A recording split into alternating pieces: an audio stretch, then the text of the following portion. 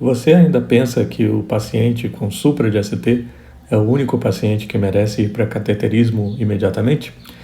Pense melhor. Vamos quebrar alguns paradigmas com os sinais de isquemia no ECG. O primeiro deles, logicamente, o mais clássico, é o supra de ST, em que nós vamos ver um supra do segmento ST a partir do ponto J. O ponto J é exatamente onde termina o complexo QRS. Portanto, temos aqui o ponto J. A linha de base é a linha do intervalo PR, esta linha. Este supra ele tem 1 milímetro em relação à linha de base. Note que o supra é côncavo, acabe com essa dicotomia supra feliz e supra triste, do supra côncavo com o supra convexo, porque o supra côncavo também pode ser isquêmico e muitas vezes é. Ainda mais se o ângulo entre o QRS e a onda T for agudo desse jeito. Isso é chamado de check mark sign e denota uma obstrução importante da coronária correspondente. Vejam um outro tipo de supra. Este é o clássico supra convexo, em que a linha de base está aqui, aqui está o ponto J e aqui o supra de 2 quadradinhos e meio, portanto 2,5 milímetros de supra de ST. Esta morfologia de supra é um supra mais côncavo, seria um supra feliz, mas não se deixe enganar. Mesmo os supras côncavos podem indicar isquemia. Não interprete supra côncavo como um sinal benigno, por exemplo, de pericardite. Nem sempre é. Aqui está a linha de base, aqui o ponto J, e nós temos aí 1 milímetro de supra de ST. Não pense mais no parâmetro, eu preciso de um supra de ST em pelo menos 2 ou mais derivações contíguas, porque há instâncias em que você tem um supra isolado em uma determinada derivação que já denota obstrução aguda de uma coronária, como nós vamos ver em vídeos posteriores, por exemplo, no padrão de Aslanger. O segundo sinal é o sinal de infra de ST. Em relação ao ponto J, aqui nós temos o ponto J, ele vai estar para baixo da linha de base. Neste caso aqui nós temos um infra de 2, meio aqui, mais meio aqui, 3 milímetros de infra de ST. Padrões que preocupam no infra de ST é justamente esse padrão chamado down slope, em que o infra é descendente.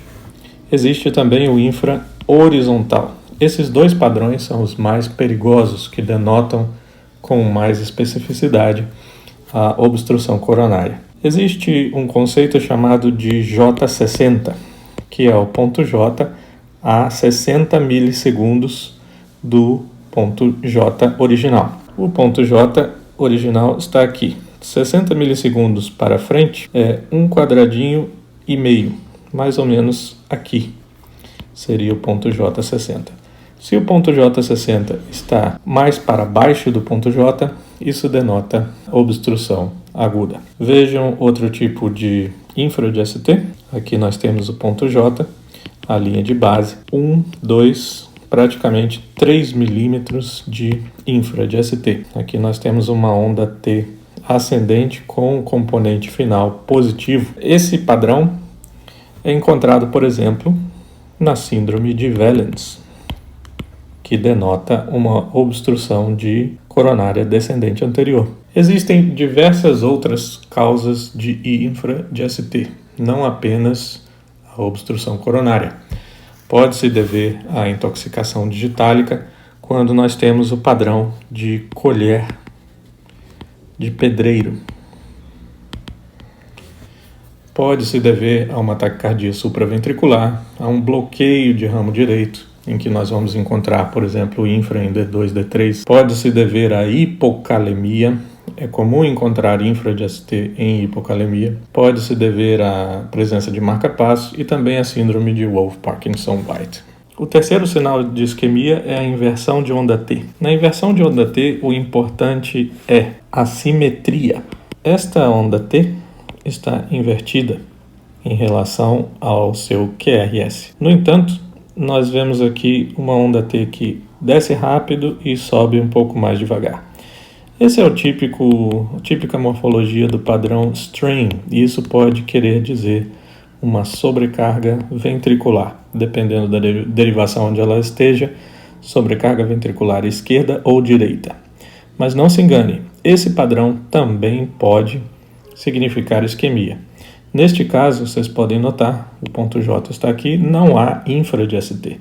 Se houvesse infra de ST, com esse padrão de infra descendente, isso seria quase certamente um sinal de isquemia. Esta é a morfologia de onda T que preocupa, porque ela é simétrica, desce e sobe na mesma proporção. Esse é um padrão de isquemia, pode ser, por exemplo, em Wellens tipo B, que é o tipo de Wellens mais comum, denota uma obstrução de coronária descendente anterior. A onda T invertida, simétrica, com uma negatividade tão grande quanto essa, pode se dever à síndrome de Wellens, padrão de Wellens, ou pode ser a chamada onda T cerebral. Isso pode se dever, por exemplo, a uma hemorragia subaracnoide. Desconfie de qualquer ECG que apresente um ou mais desses sinais. Muitas vezes o nosso paciente com obstrução aguda e importante de coronária não se apresenta pelos padrões clássicos de supra de ST. Já é hora de acabar com essa dicotomia com supra sem supra. Salve mais vidas através do seu conhecimento.